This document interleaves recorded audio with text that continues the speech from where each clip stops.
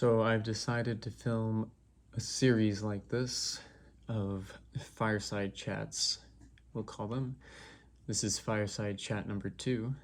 I aim to do one every day at the end of the day, irregardlessly of whether or not I want to do one, whether or not what have you, what now. Should I not do one in the allotted time frame, I'm allowed a make-up one, but it must be relatively early in the morning. For instance, there's various reasons why I couldn't do this. I've been kidnapped or I'm lost in the wilderness. Should I be in the wilderness, I must find some system to account for this, naturally. Otherwise, would it count? And, footage can be scheduled. Ideally, I'll post once a day for the rest of my life. Yeah, it's been an interesting experiment that I've been having here. Truly open sourcing my life. And I know what you're thinking, and shut up, because what's life without a little bit of artistic license, romanticism? So, that being said, what the fuck was I saying? Talking about artistic license.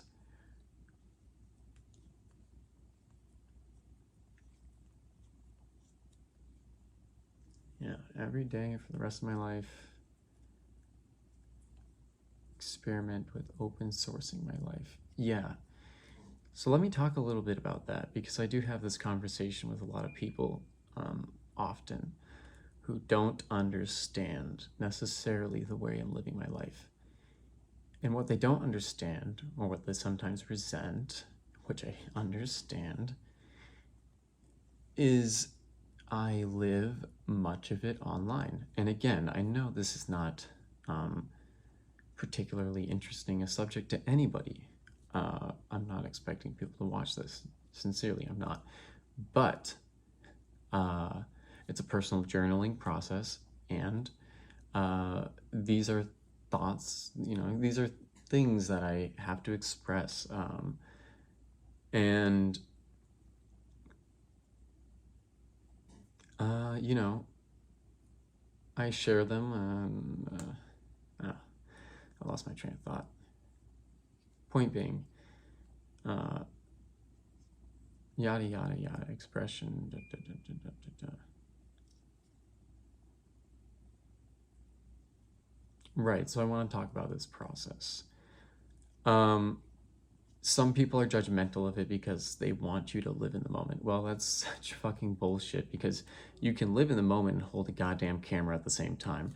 Frankly, living in the moment for me is holding a camera, because film is a passion of mine. So people will see me at a concert filming and they go, huff, huff, huff, huff. Bitch, what does me having a camera out have to do with your experience enjoying the film? Are you seriously going to spend your entire time upset that someone else isn't having fun? Come on. One of my favorite moments was I was at Red Rocks, I was filming, and I guess, I don't know, some lady huffed and puffed. Maybe I was a little bit in her field of view. I'll recognize, I'm an accountable person.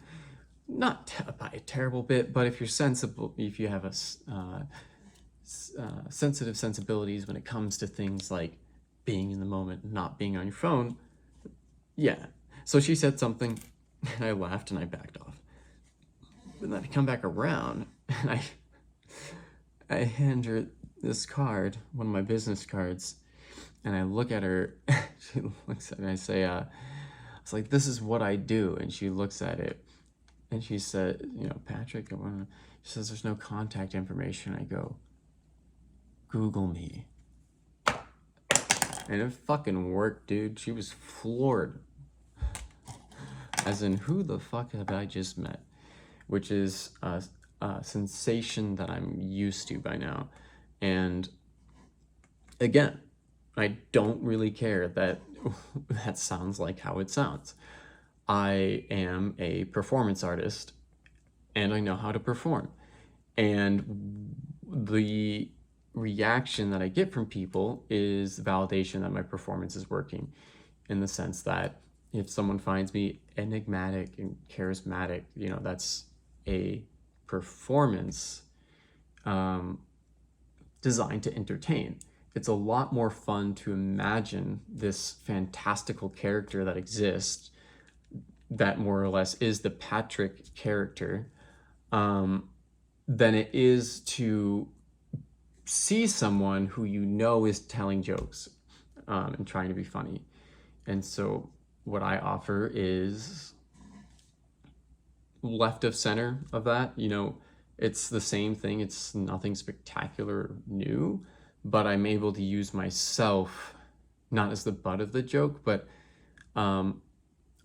there's some sort of strategy that I'm able to use. And I think part of it is separating myself personally from the character gives me better defense mechanisms. I personally do care what people think of my work and my comedy, but the character doesn't care. The character just is, right? So when people react negatively, that's the character. They're reacting to not me, but a character. And then when you combine that with the fact that, let's see, when you're playing a character, well, what was it? You get the reaction. It's going to take me a second. If it's important, I'll remember. So anyway, I've totally digressed off of whatever point that I was touching on. I think it was just we'll circle back to the open source thing. Not that I have any particular time limit, but I feel like I'm running long on you right now. So, and honestly, I'm kind of getting exhausted. Well, we'll see. We'll see how long I go. So I think it's an interesting discussion that we're having, you and I, me and the endless void of the internet, which, by the way, if you didn't know, void, the internet is probably one of the worst CO2 polluters on the planet. They don't tell you that in high school. Not, whatever. I'm gonna make some coffee.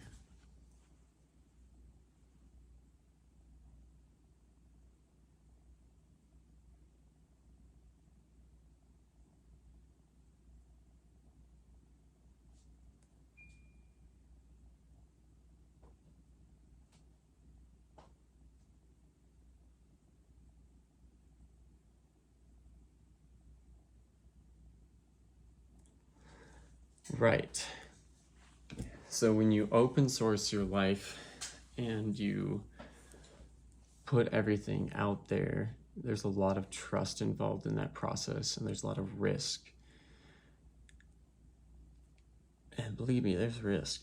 But, sorry, the benefit is you also stand to gain from everyone who knows anything. They'll see, they will help teach you. I don't know things about certain things, planning an event, and I'll post things and people will see them and they go, "Oh, you're doing that wrong." And I go, "Thank you for telling me." And Oh, there's one other benefit, but yeah, people relate to you, they understand you, or they feel understood or validated by you, or they'll send you encouragement or support just because you ask for it. Sometimes in life, you can forget or you wonder if you're important to people, right? Do you make a difference in their lives? And maybe it's just me and my problems with maybe it's a Zoomer thing or millennial thing, that we don't just have regular conversations and letters where we admire each other and the writings of the letters, which I'm going to write one letter a year on my birthday to anyone and everyone. And anyway, the point I was getting at there is you're allowed to just go on social media and post as your status and just be like, guys, I'm not feeling great. I need some validation. And your friends can just, tell you what they love about you. And that's a miracle. That's a wonderful thing. And social media is a terrible thing. I think we all agree by a lot of metrics, but it's got things like that that really on a day-to-day basis, depending on where you are, can save you. And so, yeah, I think social media is a net positive good, and you can't avoid it anyway. So, it's a nice boogeyman, but the problem isn't social media. The problem is centralized social media, which should be obvious, but I don't know, we just pretend that decentralized social media couldn't exist. Like, why doesn't that exist? Open source, peer-to-peer, not like foreign technology, man. Anyway, I digressed again. We were talking about, well, if it's important, I'll remember.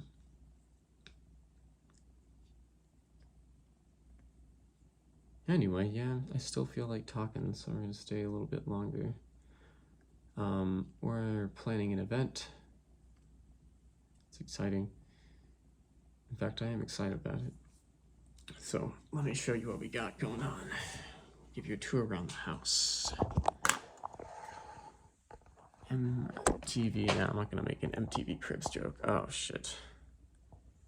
There's a lot of mirrors in the house, so this is the first time I've been alone in the house for almost 10 months. I first bought the place, had a month to myself, got the keys on my birthday. My buddy needed a place to crash, so I hooked him up for a little while, let him stay for a month. Turned into a full-time thing, started the Airbnb. And ever since then, I've had 150 people in my house. It's crazy. So, of all the time and all those days, this is the first month, really, that I've ever had to myself. And, like, whatever, who cares? Stupid bullshit. Anyway, we're planning an event.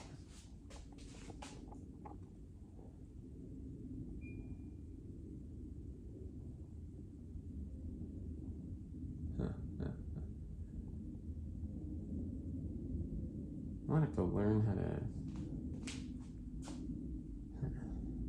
be more entertaining for a series called the Fireside Chat.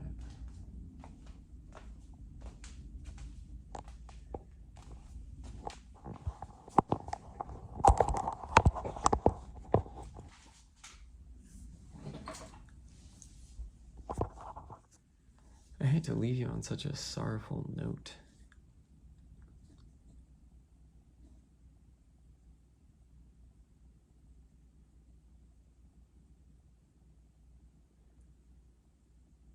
Well, there's just some of those nights where you feel more poetic than others.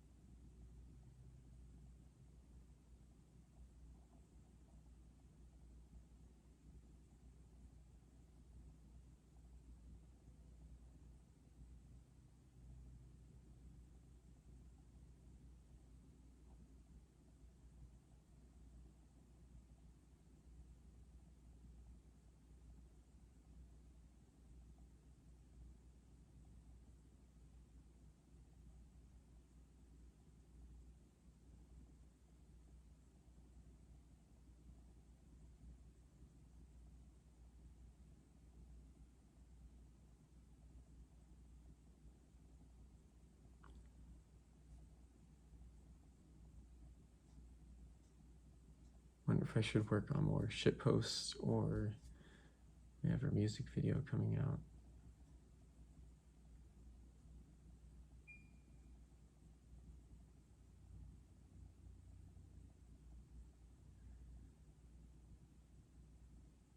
Again, I wish I had better topics of conversation. They're just other than just listlessly staring into the void. I promise I'm normally a very good conversation partner. It just helps when the partner speaks back. I have to be honest, I feel like I've been carrying this conversation for the past 15 minutes.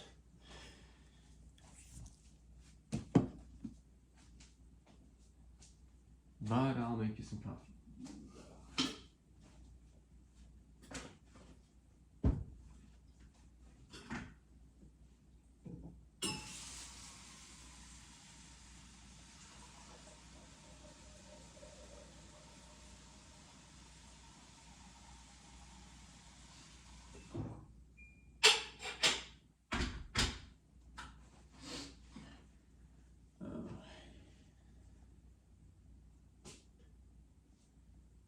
You know, I was about to give a comment on the nature of this series, but then I figured that would be a spoiler.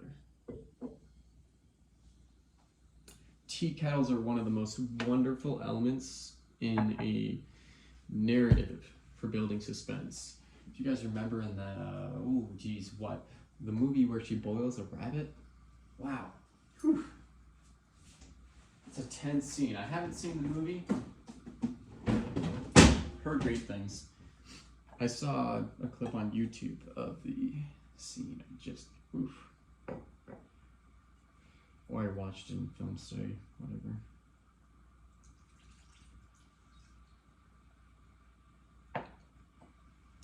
Anyway, nothing more foreboding than a tea kettle about to go off. Vince Gilligan did it in Breaking Bad. I plan to do it in one of my films. I'm not sure. I want to produce a short film.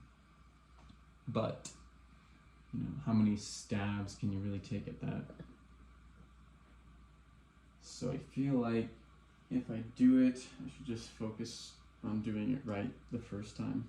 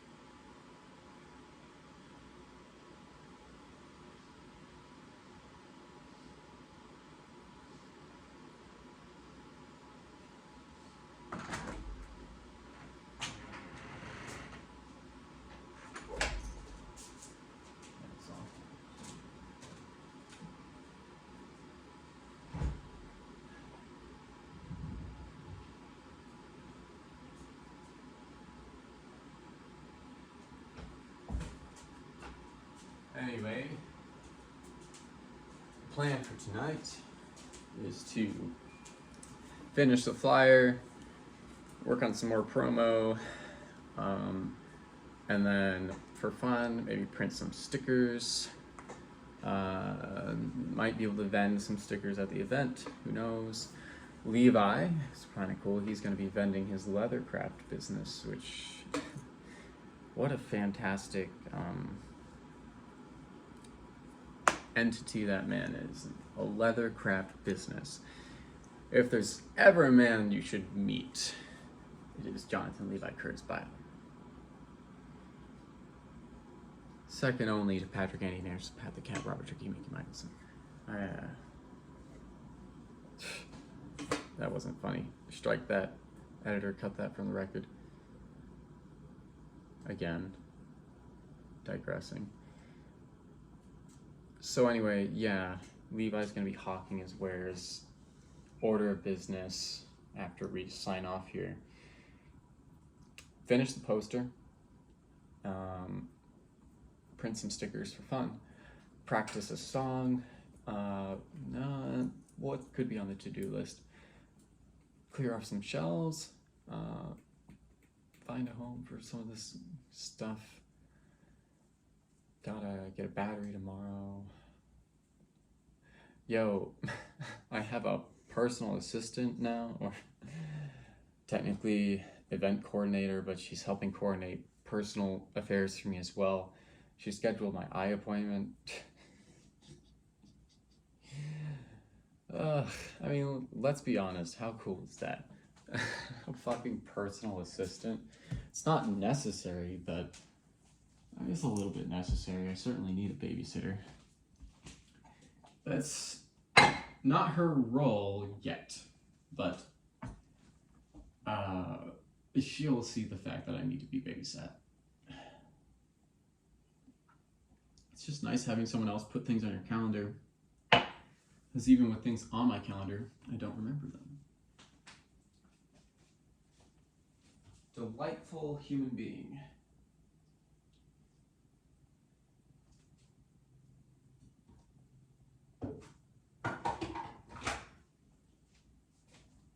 With a name like Jazzy, you would assume as much.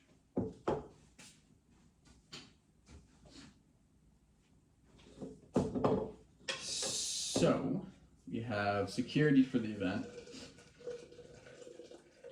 Kind of obvious, but you shouldn't throw an event if you don't have, like, at a minimum, a dude to stand outside the door, because random people will just walk up and they will go inside your house and they'll steal your alcohol, or they will steal your shit, or they will harass your women. I've had a couple parties where, you know, past 2, 3 a.m., all of a sudden I'm like, wait a second, I don't know who the fuck is in my house. And these people are like in their 40s and I'm 20, or 19 actually at the time. It was like, oh, right, party's over. So yeah, you know. So we have security budgeted $150 for that. Our table worker ticketing $150 for her, because, you know, ticketing isn't as hard, you know, security is a lot more to ask from a human being than, you know, sitting at a table or whatever. But we're giving her $150 as well because we love her. We have a guy named Mikey Flores, who I actually don't remember how I know him, but known him for a while through Instagram at the minimum. I don't know why I found him on Instagram. And he is hooking up my good friend George Bureau. Shout out to George. George is moving into a room with Mikey on May 1st, which is awesome because they're both very talented musicians, and they're both very talented sound engineers. And personally, I know George Bureau, one of the most motivated human beings I've ever met. Incredible motivation. Just like, I admire the shit out of it. Nothing stops that man. And so here he is working in a studio, found a place with a musician, they're definitely going to do some amazing stuff together, and I'm happy to have just been a part of that journey. So we have Mikey and his partner Flange, and he's what's the word? A member of Mikey's his normal band, and they're just the two of them because one's in Tucson. Mikey's music is kind of this indie bedroom pop type shit that I really vibe with. I'm asking him to help me produce a song that I wrote ages ago because I want some polished artwork before I die. So I want you, the world, to see what I see. I want you to hear what I hear because it's out there in the world, or rather, the combination, the elements required to create this reality are there. It's just a matter of the tools to produce them. So, and for those joining us, so on account of the fact that I almost died 2 weeks ago, sure, you won't shut up about it, huh, Patrick? Yeah, I won't shut up about it. It impacts you. Like, what the goddamn fuck? You tell yourself tomorrow, retirement fund, 20 years, save up for a house. And you see it all gone in a second, except you're still here.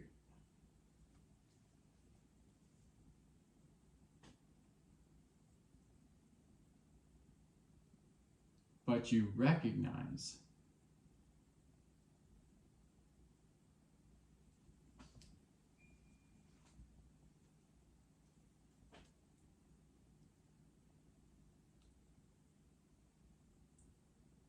so I don't have any more time to lose. I'm 26, going on 27. I'm still alive. That's a miracle enough as it is. For my folks, for my people out there who make it to the age of 60, yada, yada, yada, incredible. Congratulations. It's insane to have lived that long in this great green earth of terrors. Like, my God, what a blessing. Now, that all being said, only being 26, happy to have lived as long as I have, absolute blessing. But I really now, in an acute sense, I feel in an acute sense, the value of every single moment and every single day. And so I am going full throttle on my dreams. Not because I would regret it when I'm old, but because I might not ever be old.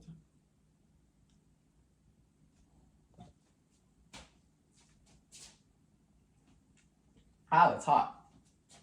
Ow. That was so, I don't know, poetic or whatever. Whew.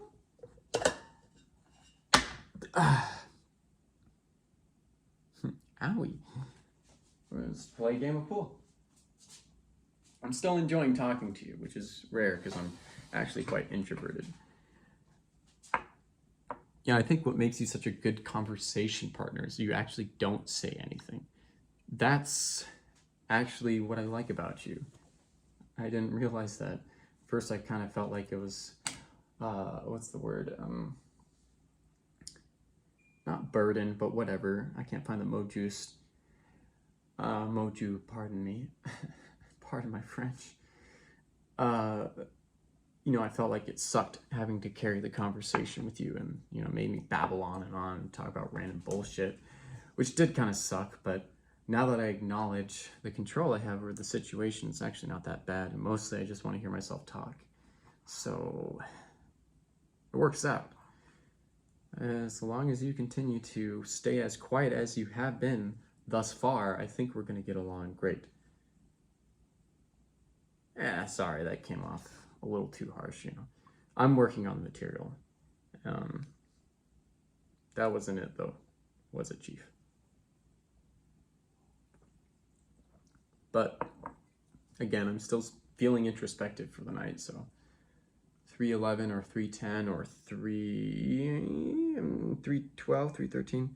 I'm not good at reading my watch. Tried so hard to read a watch. Tried really hard. It's like I went on a date with a girl who didn't know her multiplication tables. This woman was 20 years old? 20 years old, didn't know her multiplication tables. I said, what's 12 times 12? And she said, I don't know. Bitch, it's 144.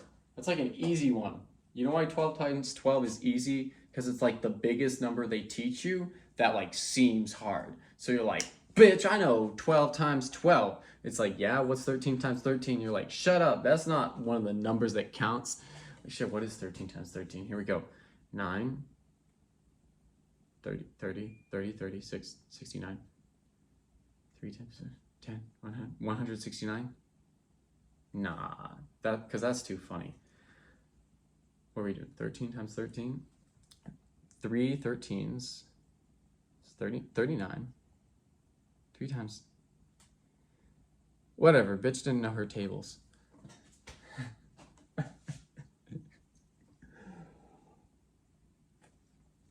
That's not bad. That's not bad. I could do that. So the trouble with me, my problem with stand-up comedy and my problem with performance in general is I really hate doing the same thing ever more than once. Yes, because I'm lazy, but also because not only is it insincere, but it's tiresome. You know, I've done the same bit. I know which bits land, and every time I meet somebody, I can do like the same exact things, and I know exactly what they'll say, and then I say the next line, and it's just like, you know, I've done that scenario hundreds of times. I know exactly what they'll say, depending on what type of person they are, because you know, as we're talking shop here, there are people who will just find you very enigmatic, and then there are people who will call you on that, but they're not used to being called on calling people for that. And the reason is I am a very authentic person. I just dress weird. And some people really take offense to that.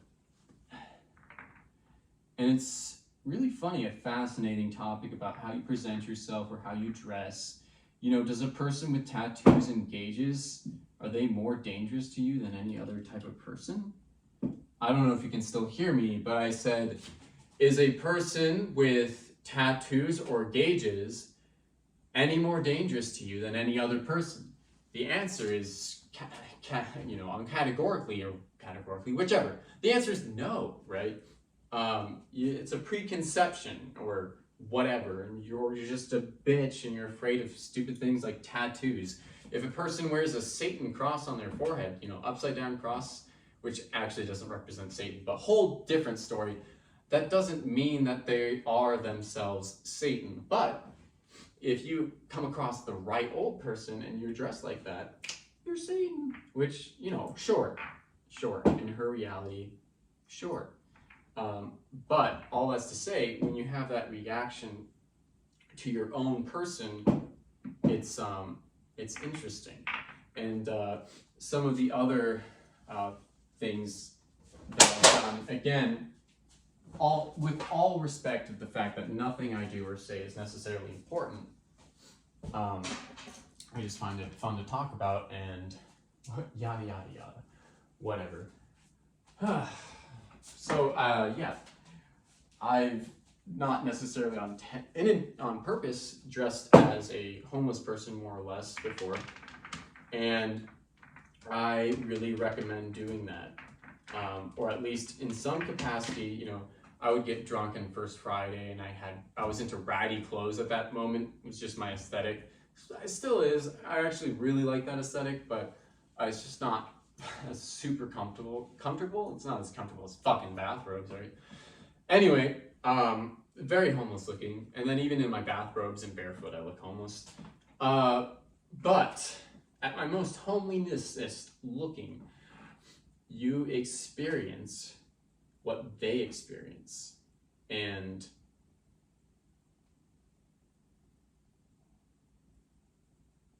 let me tell you, there is no worse a way a person can look at a person than how someone looks at a homeless person. They won't even make eye contact. They walk faster. It's, you just don't think about it, right? You never let yourself think about a concept like someone living on the street because your guilt would, or maybe should, overwhelm you, but it doesn't. But people don't even look at homeless people. And I don't know.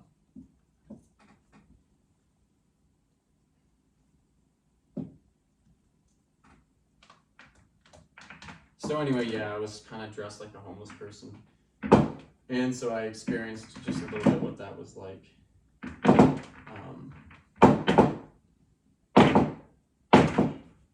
People assign a lot of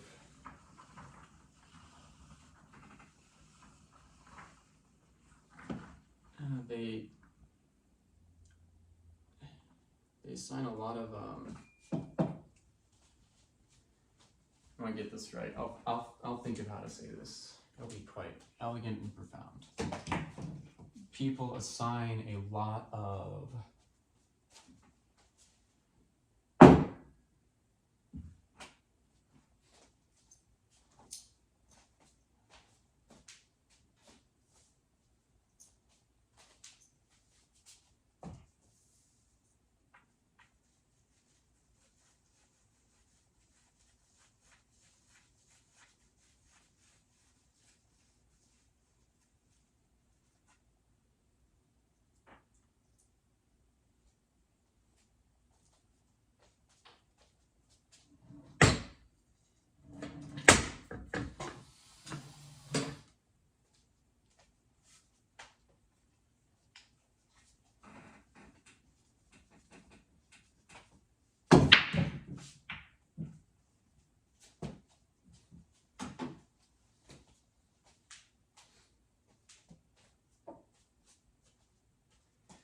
Hey Google, turn on the chandelier lights.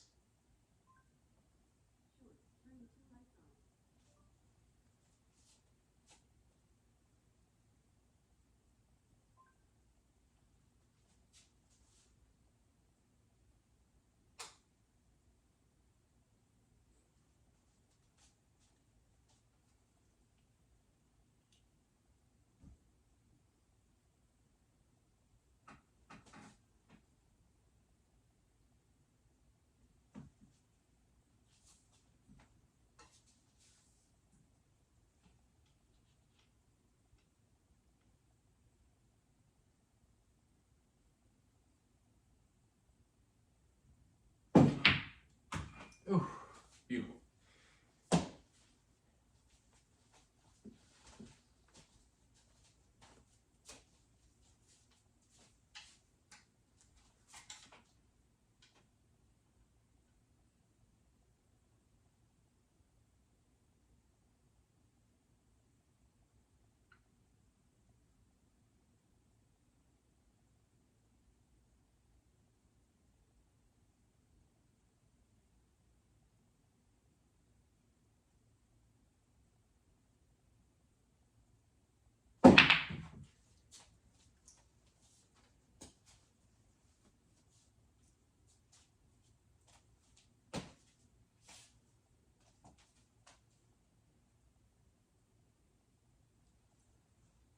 think I was thinking of ascribe intent, which is a totally different concept. But anyway, you know, how you dress, sure, is a reflection of yourself, but it doesn't necessarily tell the whole story, and people get so weird. Dress is very important for cultural and social cues. You know, it just defines your in-group and your out-group. And so, you know, someone like me dressed in a bathrobe and a chain, which, you know, this chain is fake. But people sometimes, you know, assume certain things about superficiality. That's where I get a lot of resistance is communities that are anti-cap, which I'm quite anti-cap myself, but, you know, whatever. Assumptions that people make based off of how people dress is so goofy. Let people express themselves. Why does it upset you?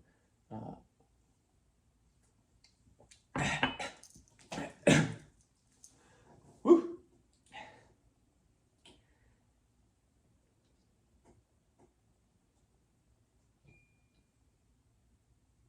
Which is a fascinating thing there, because we are now going to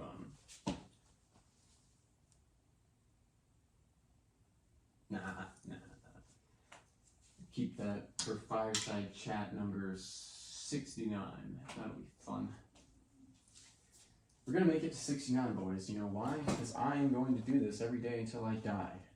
So if you ever don't see a video from me with like a +7 minus, you know, time frame, it means I died.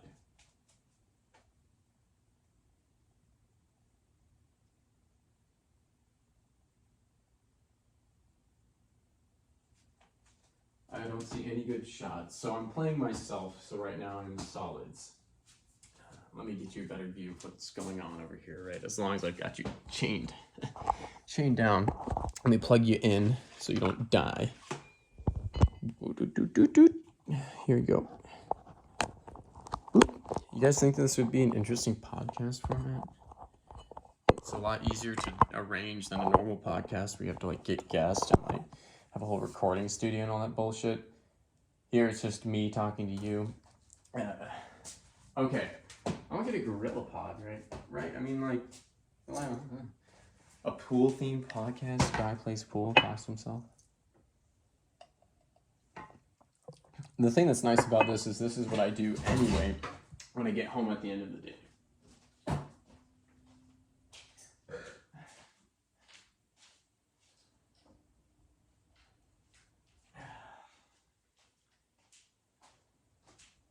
I am curious what you guys do.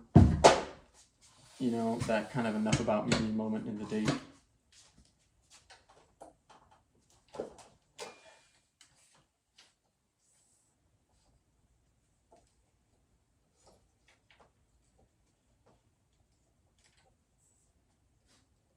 Subtle flex, my net worth is $350,000.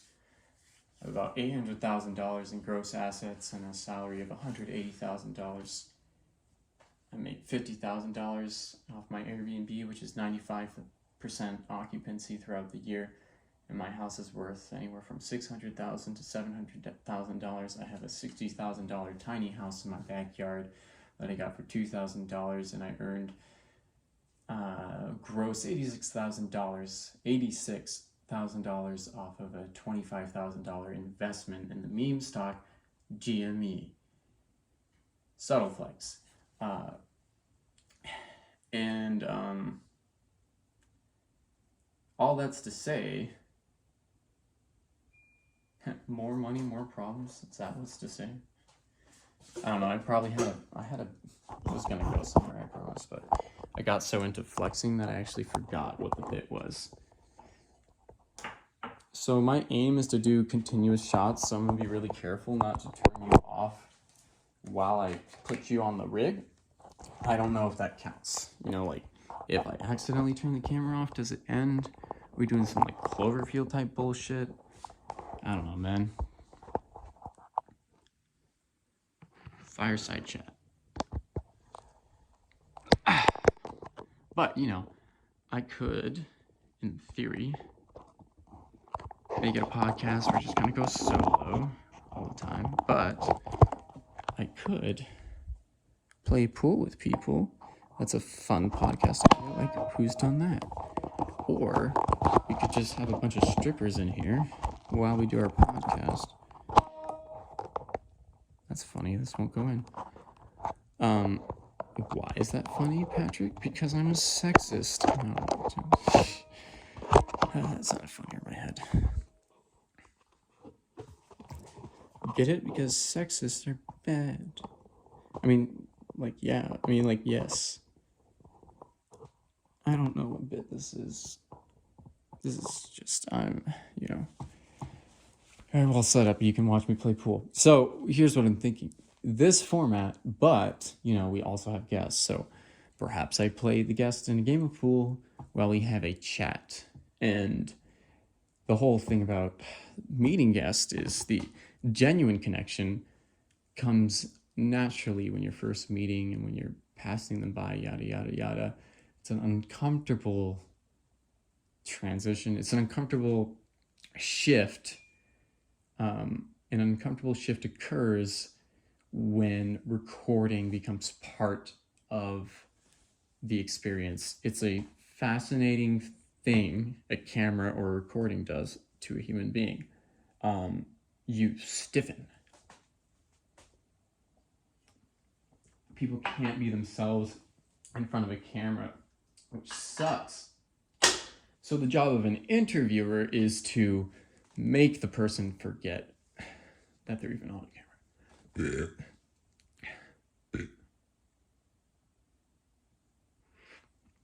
Or so I imagine. And so anyway,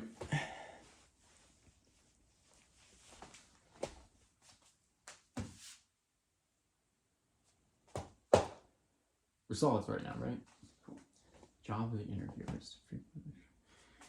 Yeah, so what's the best way to approach this? I like the idea of the pool table. It'd be cool if we could get an overhead shot or something like that. The clicking of the balls would be a really nice auditory experience. I was thinking of calling it bed and breakfast. I don't know. But anyway, the problem of consent. So, I don't know. I really just have to be willing to ask the guest pretty early up front, just, can we record you having conversations? But it sucks because I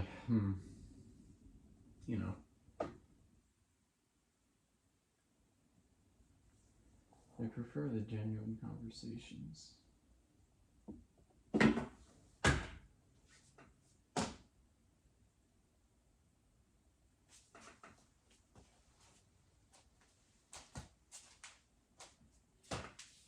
Stripes.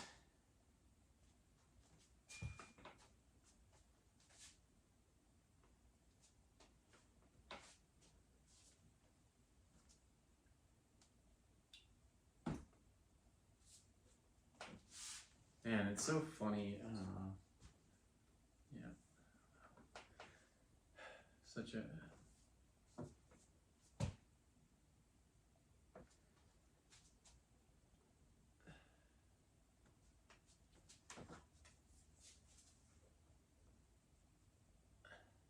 stripes.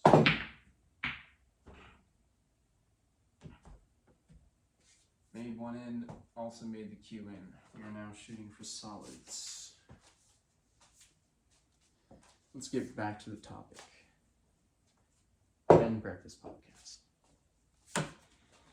I considered Arizona as a one-way consent. I don't know. You're allowed to record people in Arizona without them knowing about it. So told me one of the least versed in the legal system person that I've ever met. So I should probably fact check that. But assuming that is even the case, we could record people and then after the fact ask them if we can record them. The other thing is you ask them if we can record them and then you talk to them in a moment where they don't realize they're being recorded. The real difficult part is capturing the genuine part of the interactions. And there's no way to do that if someone knows they're being recorded. Now there's an element of trust in my viewpoint. I'm a very respectful person when it comes to what someone expects from a video project and what is delivered, you know, misrepresenting people. I think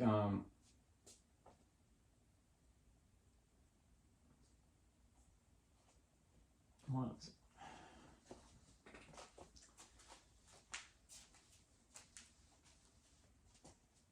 It's gonna be a long ass game of pool, folks. So anyway, yeah, here's the premise. Fireside chat. Teddy Roosevelt throwback.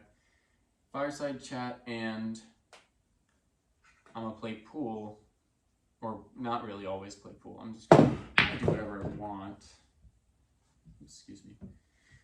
And if we have a B&B guest, they may join us. But mostly I'm just gonna use this as an outlet and a journal of sorts. And so, you know, it'll be fun. Oops. I am still enjoying this conversation with you, so I'm going to continue.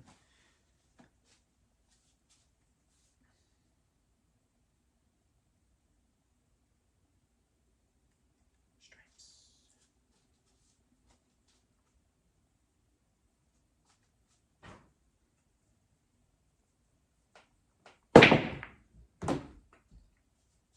Two in one, folks. Did you see that? Because I sure did. Beautiful. Strikes.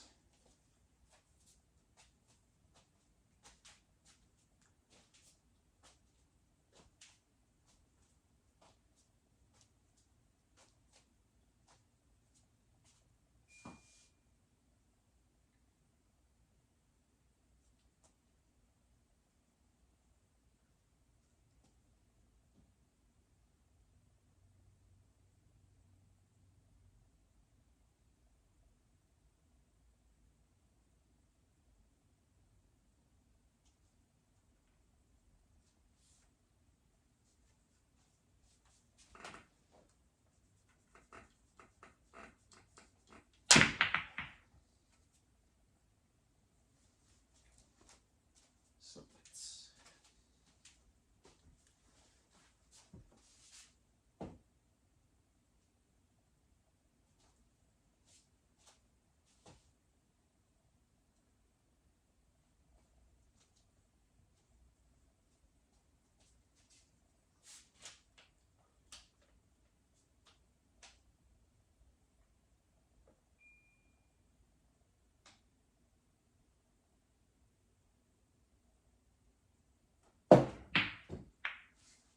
Stripes. Some of you might accuse me of this being the ultimate vanity project, to which I respond, yes. But, you know, having almost died has changed my perspectives about all of my works. I have been, you know, I've been working on all sorts of different things, but a lot of them are designed to be consumed in their raw format as a device to deal with the fact that I may or may not ever have time to finish them. So, you know, it's just a continuous storyline. It's basically, I don't know, a story about a person writing a story, which gives me a lot of license to be lazy. But normally I actually write those pieces, Stripes. However, you know, even that's a lot of work. I don't know. I'm just rambling. Uncle Rick. Solids.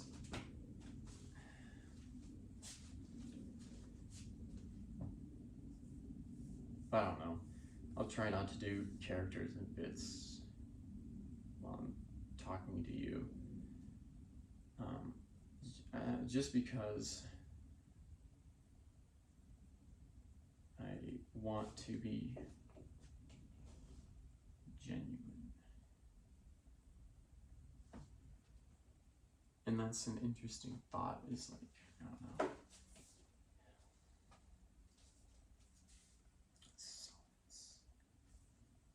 main character now just because there's a camera. It's an interesting thing how a camera impacts someone's.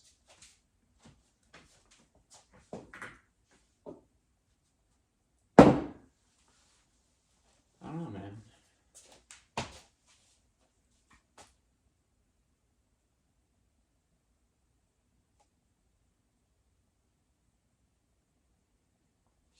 Stripes, but I don't know, these days, this is how I spend a lot of the ends of my nights. Not all days, you know, a reasonable amount, more or less. Lately, more. But again, car accident, whatever. Anyway,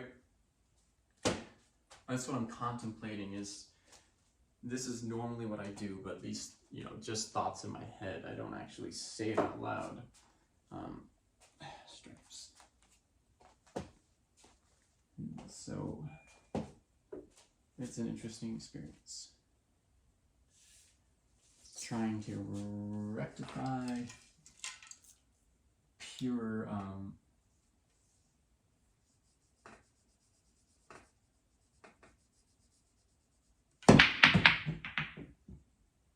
essentially trying to do as I would do as if no one is looking. To be absolutely and authentically me in every moment. And that is an interesting challenge, and also I'm not even sure why one would do it, except for why do I do it is because it see, the words that I felt like I should say there were, it heals my soul. The skepticism in me says that one shouldn't say that because it sounds too silly, but it does. It makes me feel better, solids, to answer to that voice, an inner child, whatever it is, and, you know, just start dancing in line at Target. Because why not, right? No one says you can't dance in line at Target. Only, you know, maybe your parents said you can't dance in line in Target, but you're an adult, god damn it. You dance wherever you want. I recommend it. And the stares from people, I don't know what I was going to say about that, but let me tell you, you'll find the other folks who will dance in line at Target. And they're a lot more fun than the folks who don't. That's free life advice. Here's some life advice. It's all right if you're straight. No one's like coming after you. You know, calm down. But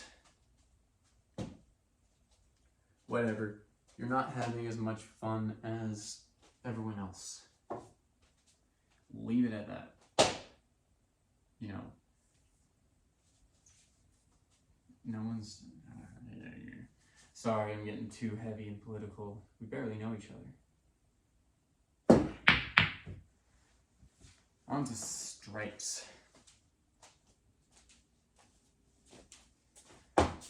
This is a goddamn long game. I would have turned you guys off by now, except I've been up till like 6 a.m. every night for the past 3 days. And so, I don't know, I'm planning on staying up for a while, and I'm doing a pretty good job of keeping me company. This is an easy shot for stripes. Impossible to miss. You know, one time my father said to me, he said, we had Diamondbacks versus Cardinals. Diamondbacks on offense, bases loaded. No outs, no strikes. All right. He pitched out number 1. Out number 2. Last guy comes up. not even a foul. Out number 3. My dad turns to me and he says, Patrick, that is the mark of a bad baseball team. You can't mess that up. Wise words. They almost took 2001.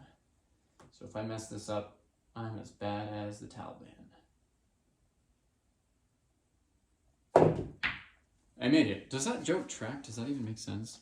I was going for like, 2001, when the Diamondbacks almost won the World Series, and then also 2001 when Al-Qaeda succeeded to blow up the Twin Towers. Was it Al-Qaeda or Taliban? Leave a comment in the Dropbox if you know. Stripes.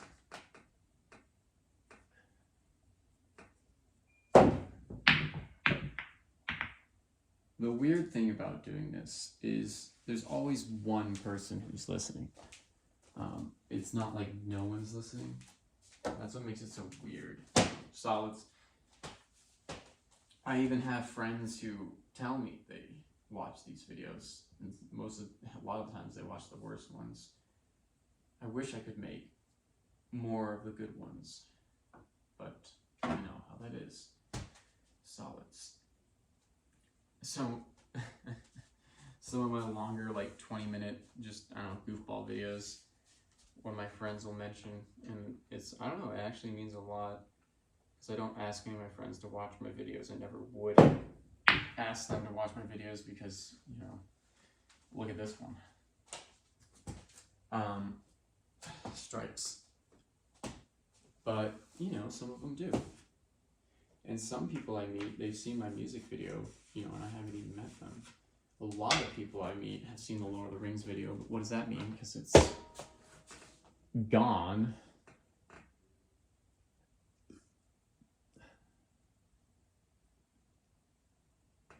I'm going to think back. A lot of different inflection points in my life, but one that certainly was an inflection point, that Lord of the Rings video did change my life, because what it changed is my perception of possibility. When I was 14, 15, YouTube in 2005, 2006 era, something like that, 07 maybe, I had a video with 300,000 views, and some others 180,000 views. At that time, it was like 5 million views. And I, as a kid, didn't understand, that had any value. You're a kid on the internet. No one knows you're a kid. They treat you like an adult. And so anyway, most of the comments that I would get on videos were shit like, kill yourself, faggot. And so it eats into you. And so I kind of backed away from all of that. And again, I didn't realize that I was even successful. And,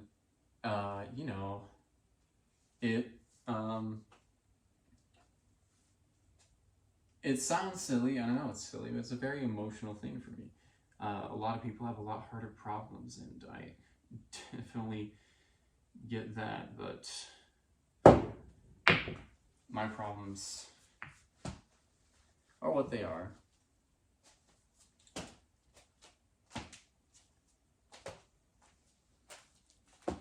So anyway, I don't get millions of views on YouTube.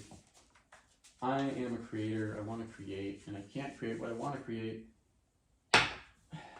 without finding a way to fund it. But more importantly, and this is more important, if a tree falls in the woods and no one hears it, did it really fall? Stripes. I talk to a lot of artists, and they give me the impression, a lot of them do, that they just want to make art and they don't really care if they succeed. And I firmly believe that's a lie we all tell ourselves, because it's very painful when you create and no one looks at it. Everyone remembers bringing a drawing to their father or brother or sister, whatever. You're proud of it and you want to show it to somebody else. I don't know what it is. And it's important. I don't know why it's important to you. And you can tell yourself as many lies as you want, But everyone, at some point, a little bit, will care about that thing. So anyway, yeah, you can make the best song in the world, but if no one's heard it, it doesn't technically exist. Check this out, I'm gonna switch. I'm ambidextrous. I don't know. So, my philosophy is promote first, don't go in there. Develop the promotion techniques, develop, whatever. And then figure out. Yeah, you can work on both. I don't know. Fucking tired. Shit. Let's just fucking finish up this game before all this. The next one's gonna be 2 minutes because I'm already sick of doing this, but a bow is a bow. A bow is a bow is a bow. I'm a man of my word.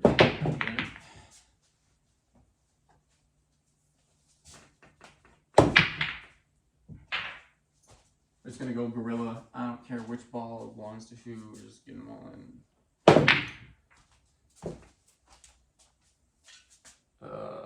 Nope. Giving up. Never give up, kids.